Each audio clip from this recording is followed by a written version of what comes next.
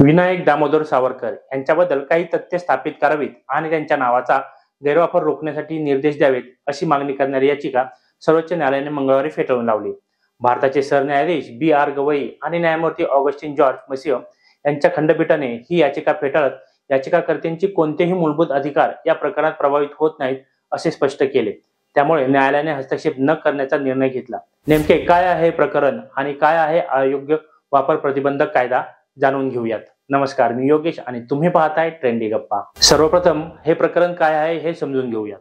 विरोधी पक्षनेते राहुल गांधी यांनी सावरकरांविषयी केलेल्या वक्तव्यावरून डॉक्टर पंकज फडणवीस यांनी सर्वोच्च न्यायालयात याचिका दाखल केली होती। यामध्ये त्यांनी लोकसभा अध्यक्षांना चिन्ह आणि नावे कायदा 1950 च्या अनुसूचित सावरकरांचे नाव समाविष्ट करण्याचे निर्देश देण्याची विनंती केली होती। त्याचबरोबर त्यांनी राहुल गांधी यांना सावरकरांविषयी केलेल्या टिप्पण्याबद्दल सामुदायिक सेवा करण्याचे निर्देश द्यावेत अशी मागणी देखील केली होती। फडणवीस यांनी आपल्या याचिकेत म्हटलं होतं की राहुल गांधी यांना सावरकरांविषयी बेजबाबदार अपमानास्पद टिप्पणी करण्याची सवयच आहे। त्यामुळे शिक्षेऐवजी त्यांना मुंबईतील सावरकर स्मारकात एक दिवस झाडू मारण्याची सेवा करण्याचे सांगावे।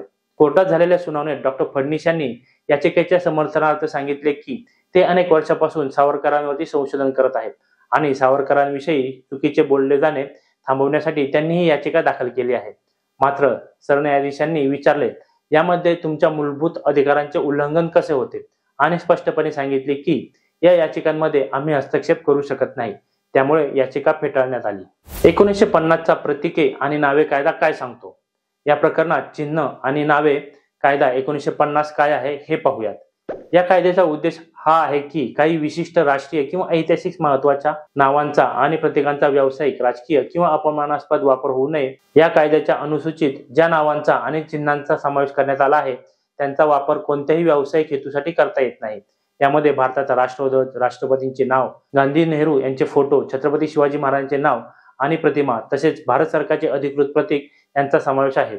या कायद्यानुसार कोणतीही व्यक्ती, संस्था आणि व्यावसायिक घटक हे नाव किंवा प्रतीक स्वतःच्या व्यवसायात, ट्रेडमार्क किंवा जाहिरातीसाठी वापरू शकत नाहीत।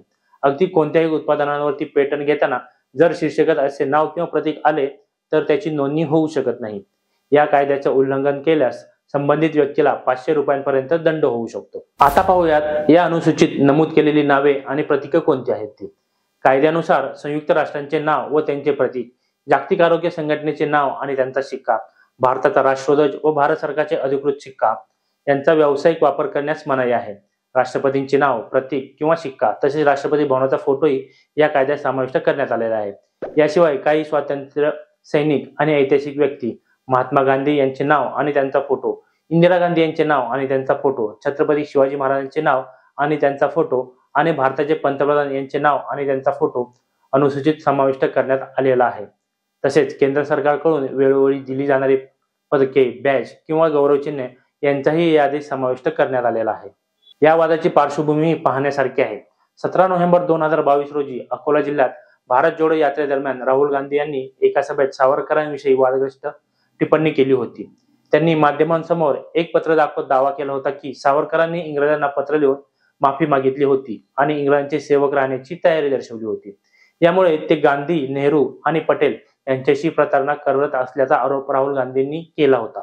यानंतर मोठा वाद निर्माण झाला आणि शेवटी हे प्रकरण सर्वोच्च न्यायालयात पोहोचले। या प्रकरणात सर्वोच्च न्यायालयाच्या भूमिकेशी तुम्ही सहमत आहात का? आम्हाला कमेंट करून नक्की सांगा। आणि हो, व्हिडिओ आवडला तर लाईक करा, शेअर करा आणि ट्रेंडी गप्पा चॅनलला सबस्क्राईब करायला विसरू नका। धन्यवाद।